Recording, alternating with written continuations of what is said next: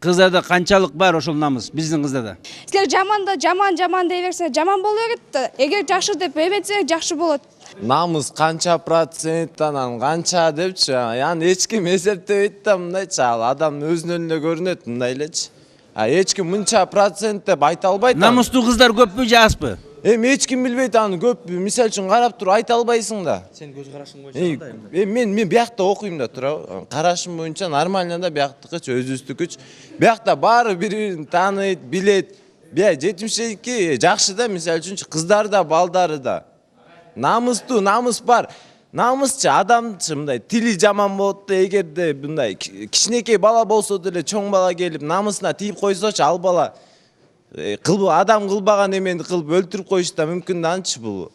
Намыстын да түрү болот ар кандайчы. Ошондой нерсе силердин башыңар келсе эмне кыласыңар?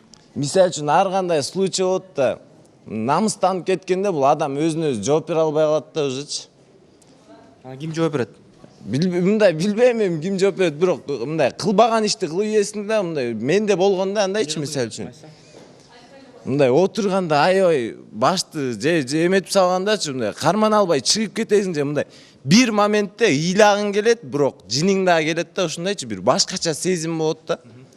Ал моментте уже сен ата энең болобу, ким болот, мындай байкабай каласың да, уже чыгып кетесиң да, бир жака качып каласың өзүңөн өзүңчү. Мындай өзүң жалгыз болгуң келет да, качып мындай. Сен кайсыл жакка качтың эле? Жок, качкан эмесмин. Мындай эми жакын туугандарың менен сүйлөшүп ушундай эме болот да.